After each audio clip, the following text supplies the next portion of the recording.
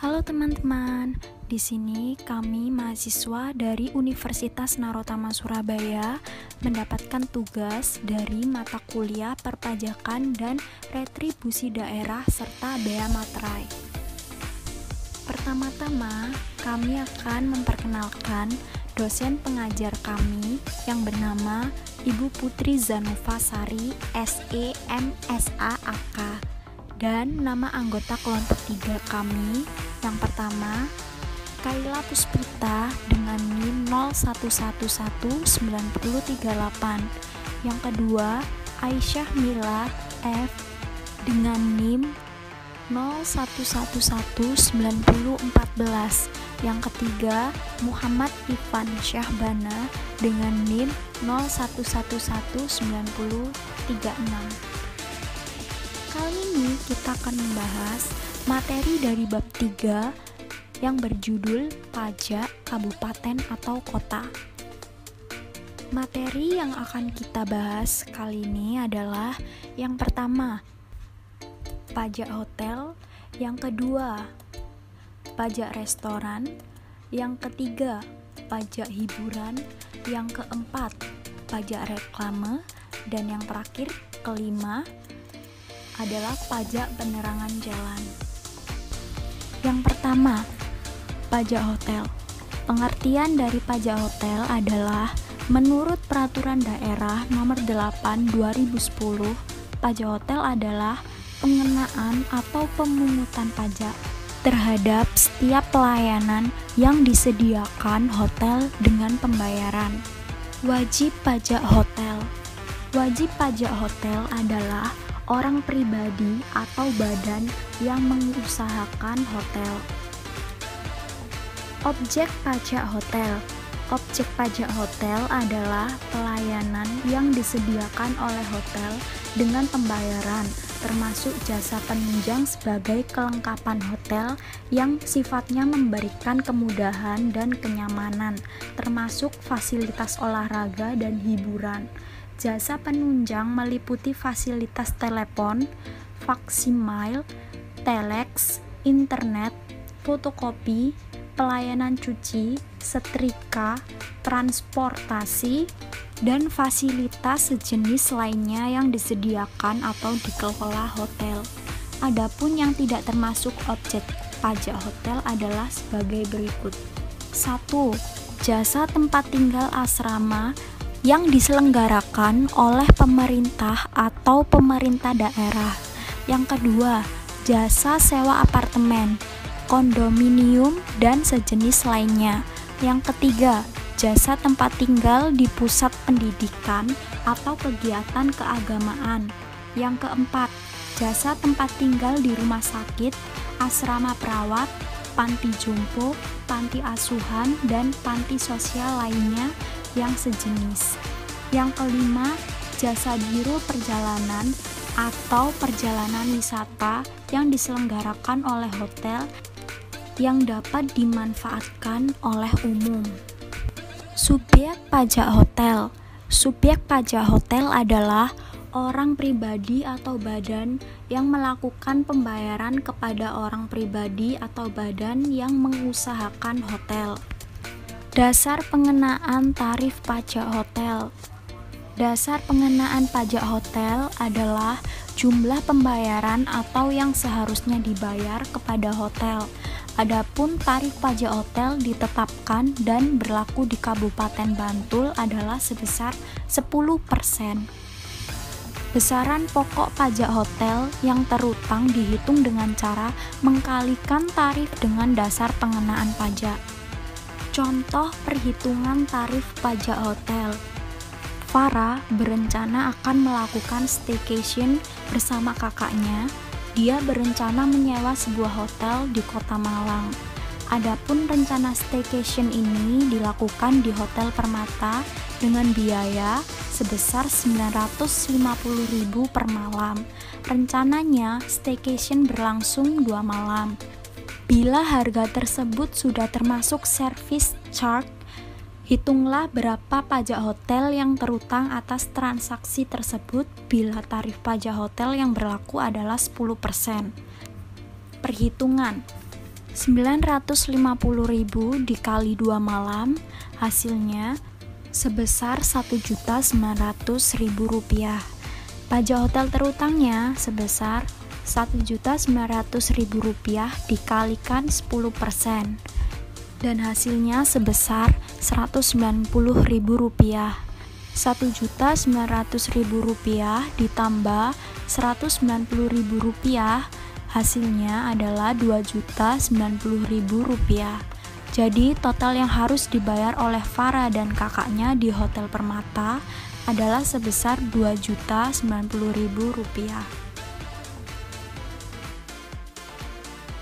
2. Pajak restoran.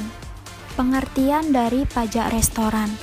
Menurut Undang-Undang Pajak Daerah dan Retribusi Daerah UU PDRD, pajak restoran adalah pajak atas pelayanan yang disediakan oleh restoran. Sedangkan definisi restoran di sini adalah fasilitas penyedia makanan dan atau minuman yang dipungut bayaran yang mencakup juga rumah makan, kafetaria, kantin, warung, bar, dan sejenisnya termasuk jasa boga atau catering. Pajak yang muncul pada setiap struk pembelian makanan dan minuman itu bukanlah PPN, melainkan pajak restoran atau pajak bangunan 1 atau yang disebut PB1. Hal ini sesuai dengan Undang-Undang Nomor 28 Tahun 2009 tentang pajak daerah dan retribusi daerah. Menyebutkan bahwa pajak restoran masuk dalam kategori pajak daerah, tepatnya pajak kabupaten atau kota, yang mendefinisikan pajak restoran sebagai pajak atas pelayanan yang disediakan oleh restoran. Perbedaan PPN dan PB1 sendiri adalah jika PPN itu dipungut oleh pemerintah pusat, dalam hal ini Direktorat Jenderal Pajak, sedangkan pajak restoran atau PB1 dipungut oleh pemerintah daerah. Wajib pajak restoran. Wajib pajak restoran artinya wajib pajak yang harus memungut dari pembeli dan menyetorkan pajak restoran tersebut ke kas negara. Dan wajib pajak PB1 ini merupakan pemilik atau yang menjalankan kegiatan dari usaha restoran tersebut. Objek pajak restoran sesuai dengan pasal 37 ayat 1 dan ayat 2 UU PDRD, yang menjadi objek pajak restoran adalah pelayanan yang disediakan oleh restoran dari pelayanan penjualan makanan atau minuman yang dikonsumsi pembeli, baik dikonsumsi di tempat pelayanan maupun di tempat lain atau dibawa pulang. Subjek pajak restoran. Subjek pajak restoran artinya subjek yang dikenakan atau dipungut PB1, yaitu pembeli dari layanan yang disediakan oleh restoran tersebut. Jadi, PB1 ini sebetulnya tidak dibebankan kepada pemilik restoran, akan tetapi dikenakan pada pembeli atau konsumennya. Pembeli makanan atau minuman membayarkan PB1 bersamaan pada saat melakukan pembayaran karena pajak restoran tersebut sudah tertera dalam struk pembelian. Dasar pengenaan tarif pajak restoran. PB1 dikenakan kepada restoran akan diterapkan setelah biaya pelayanan yang juga dibebankan kepada konsumen. Dalam pasal 40 ayat 1 Undang-Undang PDRD ditegaskan bahwa batas maksimum tarif pajak restoran sebesar 10%. Undang-Undang PDRD memberikan kewenangan setiap pemerintah daerah untuk menentukan besar tarif PB1 di wilayahnya. Tak heran jika di setiap kabupaten atau kota bisa saja besar tarif PB1 berbeda-beda. Namun, besar tarif pajak restoran itu tidak boleh melebihi batas tarif PB1 yang ditetapkan dalam Undang-Undang PDRD. Tapi, kebanyakan kabupaten atau kota menetapkan tarif maksimal untuk PB1 sesuai dengan yang tertera dalam Undang-Undang PDRD tersebut. Meski ada juga daerah yang menerapkan tarif lebih rendah. Contoh perhitungan tarif pajak restoran. Pak Danang membeli nasi goreng satu porsi seharga 50.000 dengan segelas es teh manis seharga 15.000, serta tahu goreng dan telur dadar masing-masing 5.000 dan 10.000 di restoran Solariri. Restoran Solariri memberlakukan biaya layanan service charge sebesar 5%. Restoran ini berada di Jakarta dengan tarif PB1 yang ditetapkan Pemda adalah 10%. Maka, PB1 yang harus dibayarkan oleh Pak Danang dan total uang yang harus dikeluarkan untuk membeli makan dan minum tersebut adalah sebagai berikut. Perhitungannya, biaya layanan service charge: nasi goreng 50.000, es teh manis 15.000, tahu goreng 5.000, telur dadar 10.000, total harganya 80.000. Perhitungan service charge: tarif biaya layanan ditambah total harga. 5% dikali 80.000 hasilnya 4.000. Pajak restoran atau PB1. DPP ialah penjumlahan dari total harga ditambah biaya layanan. 80.000 ditambah 4.000 hasilnya 84.000 rupiah. PB1 ialah penjumlahan dari DPP dikali tarif pajak restoran. 84.000 dikali 10% hasilnya 8.400 rupiah. Jadi, total yang harus dibayar oleh Pak Danang di restoran Solariri adalah sebesar 92.400 rupiah, yakni penjumlahan dari DPP ditambah PB1. 84.000 untuk DPP-nya dan 8.400 untuk PB1-nya. Pajak hiburan. Pengertian pajak hiburan. Pajak hiburan ialah pajak atas penyelenggaraan hiburan meliputi semua jenis tontonan, pertunjukan, permainan, dan atau keramaian yang dinikmati dengan dipungut bayaran. Dilihat dari jenis pengelolaannya, pajak dari penyelenggaraan hiburan masuk ke dalam pajak daerah. Karena bagian dari pajak daerah, ketentuan pajak hiburan diatur dalam peraturan daerah. Wajib pajak hiburan. Wajib pajak hiburan ialah orang pribadi atau badan yang menyelenggarakan hiburan. Subjek pajak hiburan. Subjek pajak hiburan ialah orang pribadi atau badan yang menikmati hiburan. Objek pajak hiburan. Objek pajak hiburan ialah jasa penyelenggaraan hiburan dengan dipungut bayaran. Hiburan sebagaimana dimaksud di atas meliputi 1. Tontonan film, 2. Pagelaran kesenian, musik, tari, dan atau busana, 3. Kontes kecantikan, binaraga, dan sejenisnya, 4. Pameran, 5. Diskotik, karaoke, klub malam, dan sejenisnya, 6. Sirkus, akrobat, dan sulap, 7. Permainan biliar, golf, dan bowling, 8. Pacuan kuda, kendaraan bermotor, dan permainan ketangkasan, 9. Panti pijat, refleksi, mandi uap atau spa, dan pusat kebugaran, 10. Pertandingan olahraga.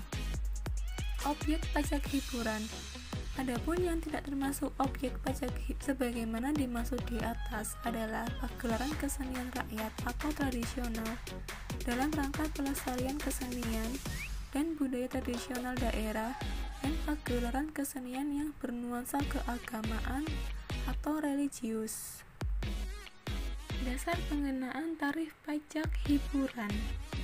Dasar pengenaan pajak hiburan ialah jumlah uang yang diterima atau yang seharusnya diterima oleh penyelenggara hiburan.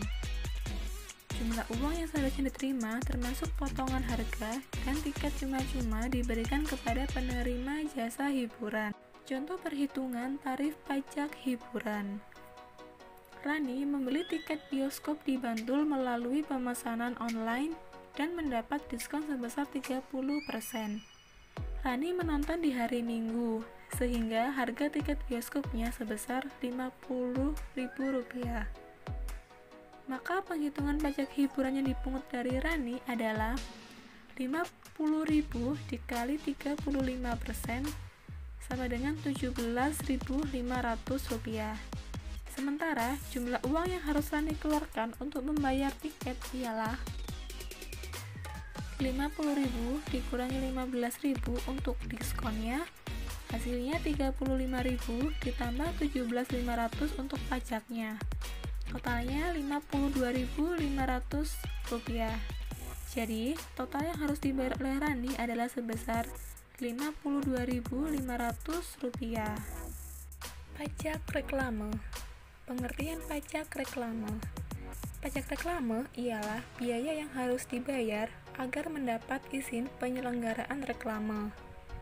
Pajak reklame merupakan biaya yang harus dibayar agar mendapatkan izin penyelenggaraan reklame. Jika tidak membayar pajak reklame, siap-siap saja baliho atau spanduk Anda akan diturunkan. Wajib pajak reklame. 1.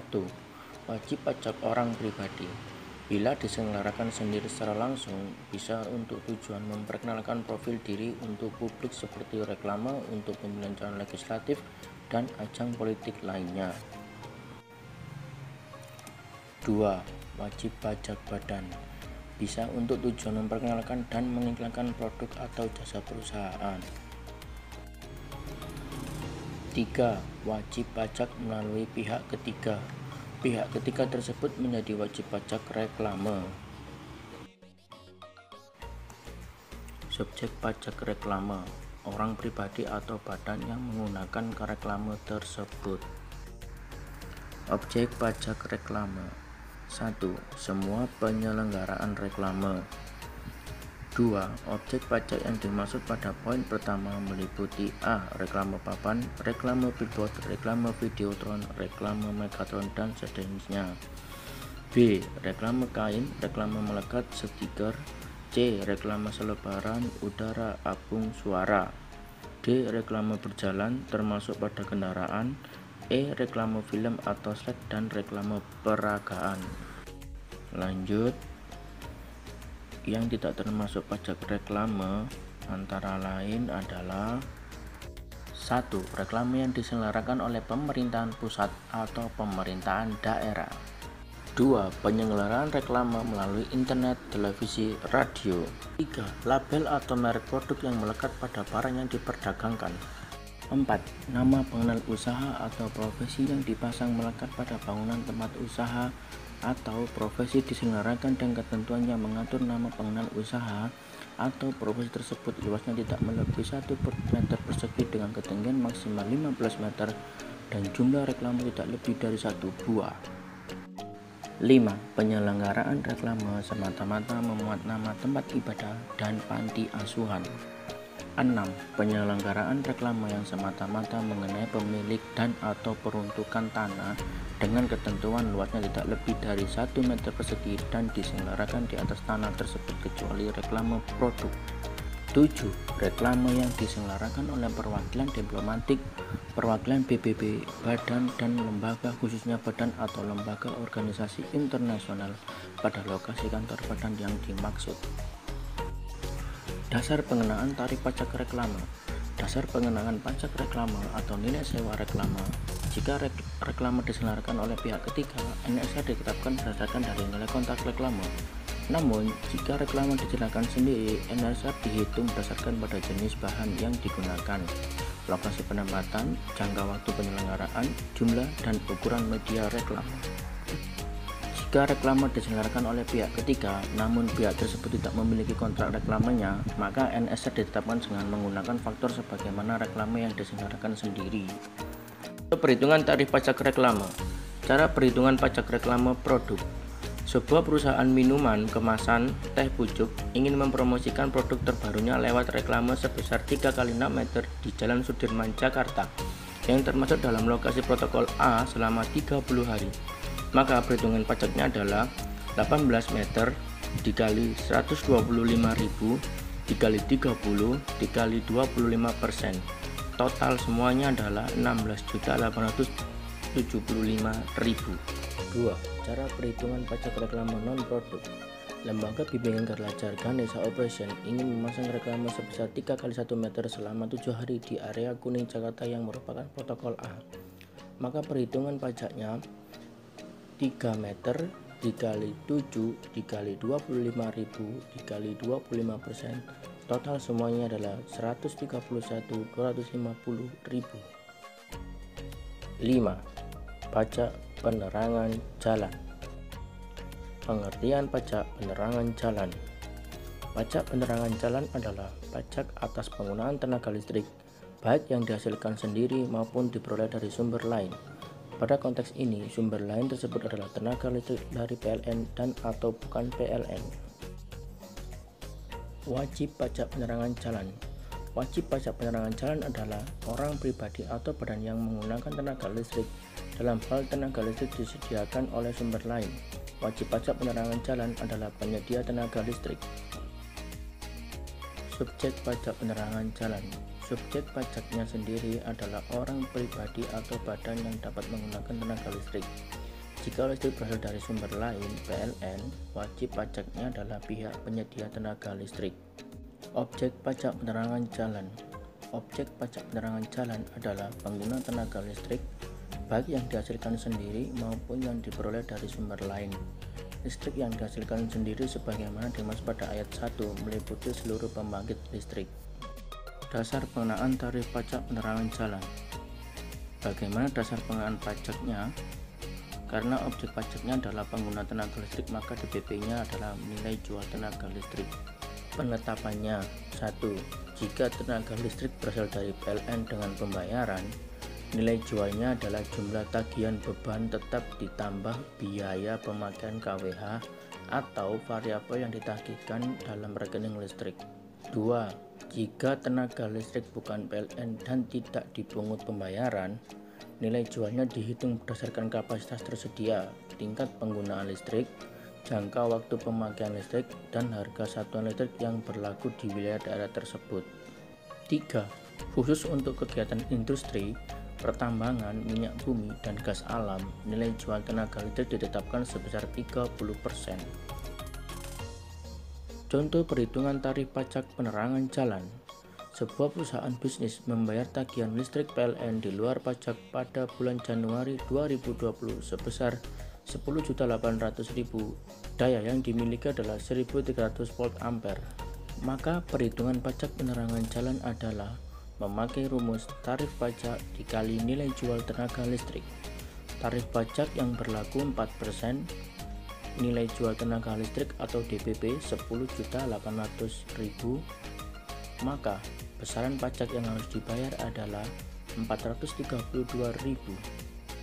Jadi, setelah mendapatkan besaran pajak terutangnya, wajib pajak harus menyetorkannya ke pemerintahan daerah setiap bulan.